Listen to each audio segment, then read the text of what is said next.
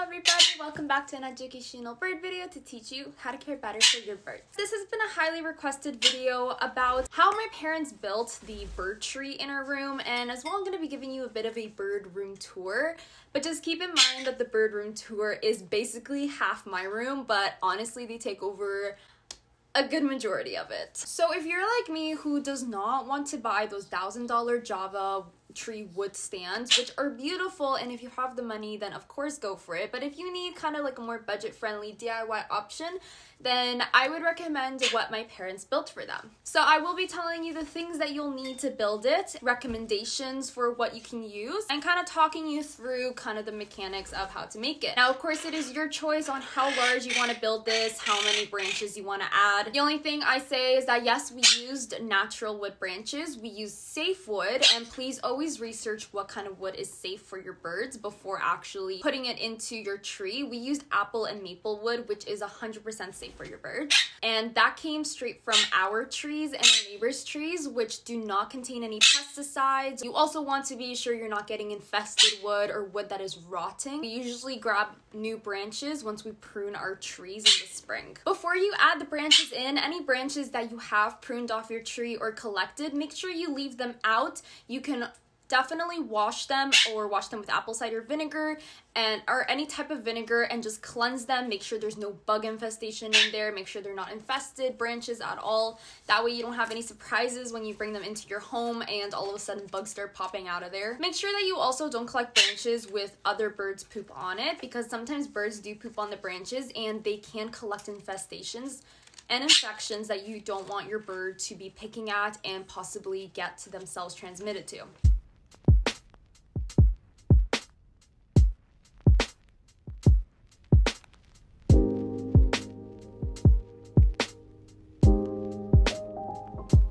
So now we're going to be talking about how we built a tree, and we used a PVC abs pipe about 3 inches, and we put foam in between to be able to hold the wood better together and for it to be more sturdy and stable as the base.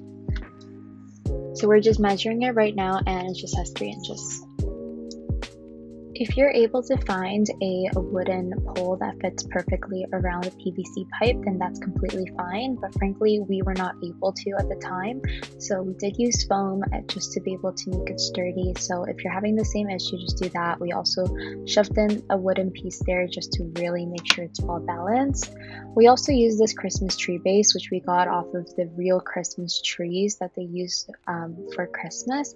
You can find these at any place that have real pine trees for Christmas, and you're going to just screw in every single part as if you're installing a Christmas tree, and you're going to make sure it's extremely tight so that it is not going to be bending over. Just so you guys know, you will probably be needing 2 people to do this. So our base was built like a cross. You don't have to do this, but we did screw in with a drill with some nails just into a different kind of wood. We did have to use 3 different kinds of woods, and it ended up being about 6 feet tall, the whole thing, but this is without the branches.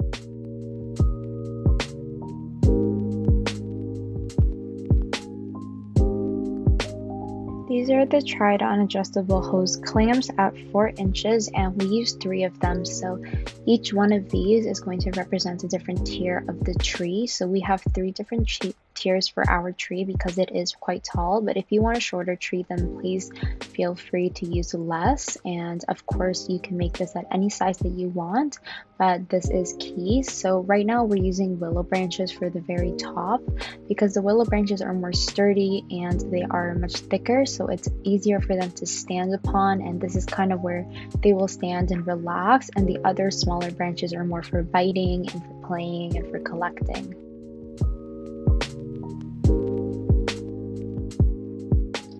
So right now we're just adding more branches in, but as you can see, you definitely do need 2 people to do this, and we are using a flat screwdriver or a hose clamp screwdriver. It goes by multiple names, and you want to be able to tighten this as tight as possible so that the twigs and the sticks do not come loose. Here we are working on the mid-tier because, like I said, this tree is 3 tiers of different sticks. So we're just putting together different sticks in the mid-tier, which are usually longer and a little bit more of the medium length ones. So we're just putting those together around the hose clamp, and then we're going to be tightening that together as well.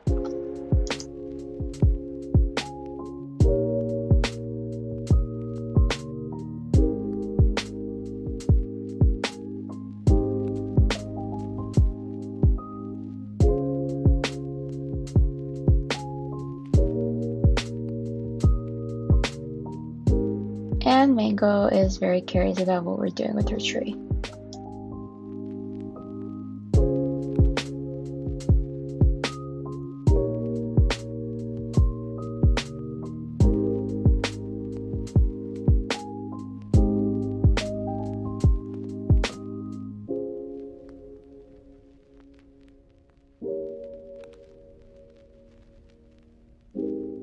So here we're working on the very bottom tier, and usually in the bottom tier we try and use the thickest branches we have and the longest branches so that they really stick out. And we usually prefer to use the branches that are thick from the beginning and then they end in smaller twigs.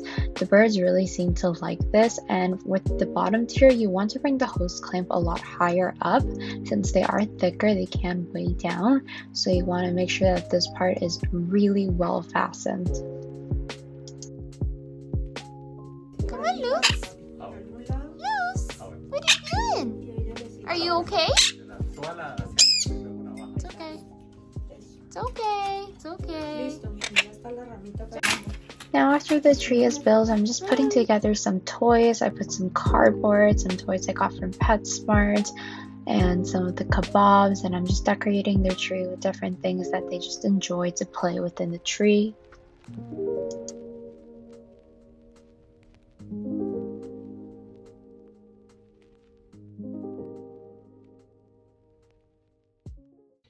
So this is our bird room tour. At the front door, I have a sign saying beware of bird. For any legal reasons, if anyone comes in here without my permission and gets hurt, they cannot sue me. I recommend one of these signs. Okay, so this area here is all of theirs. So you guys can see they have taken over pretty much most of my room.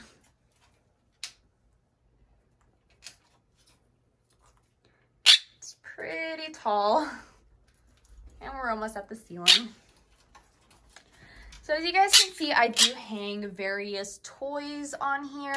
I also like to stick cardboard within the branches. And let's go up to the ceiling where we have hanged with just some reinforcement hooks from the ceiling.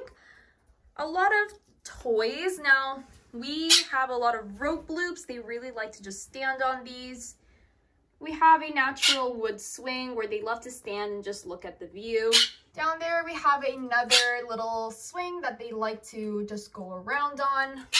Over here, I have a toy box for them, and I have 2 ladders for them to get up and down from. These ladders are mainly for Lusa because she couldn't fly at the time, but now they just really like climbing, so I just left it there even though they can all fly. But this is filled with a lot of various toys.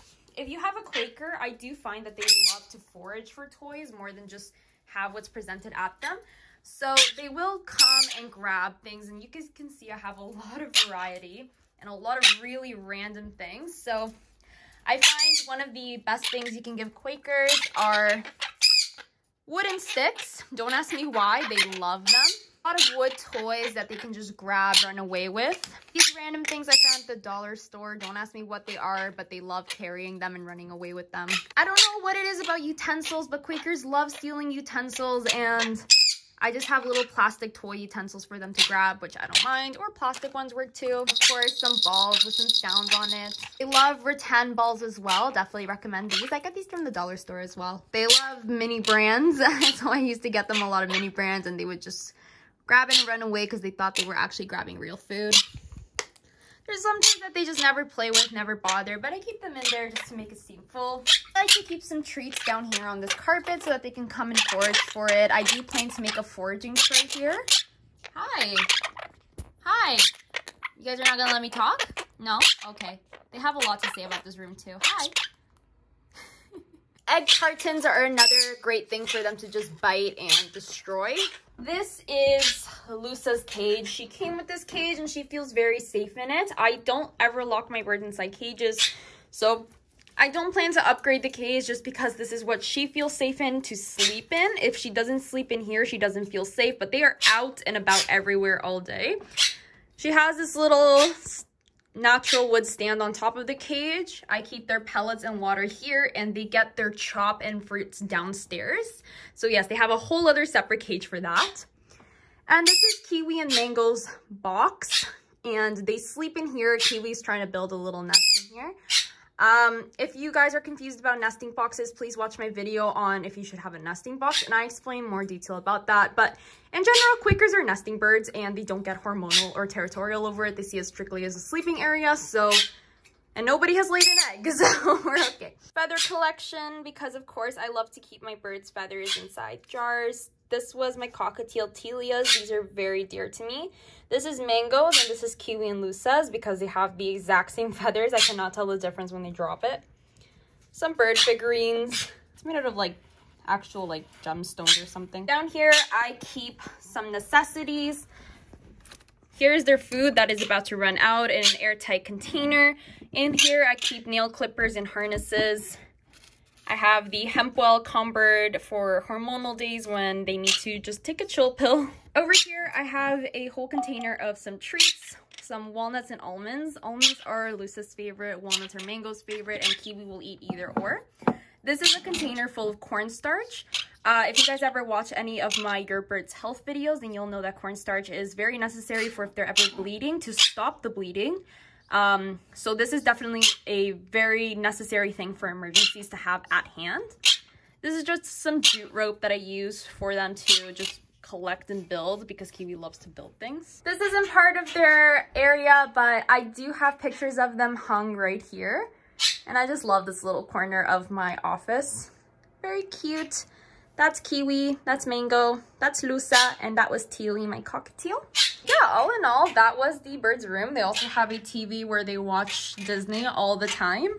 They love Encanto. We've been playing it for them every single day, and they get so excited over the songs. So that is what they're obsessed with at the moment. As you can see, we honestly changed everything down here maybe yesterday, and it already looks messy. So this is just something you're gonna have to get used to your room looking like. But as long as they're happy, I'm happy. And I also make sure to keep them near a big window. The sunshine comes in here every single morning, which is amazing for them. They get really nice sunlight, which is super important. And they have the freedom to either escape the sunlight or bathe in the sunlight, but natural light is so important for their vitamin D intake. And then I have blackout curtains as well. I finally got to change them so that when they go to sleep, I can regulate their sleep schedule so they don't wake up too early or they don't go to sleep too late. Over in this corner is just some art that I made. I made this before I got Lusa, but that's Mango, that's Kiwi, and this is just in watercolors. And then these are from Parrot Shop, which I have recommended in my Instagram before. They are amazing. They turn your pet into a Pokemon card, Yu-Gi-Oh card, and I really love these two. So cute. There's Lusa and Kiwi and Mango.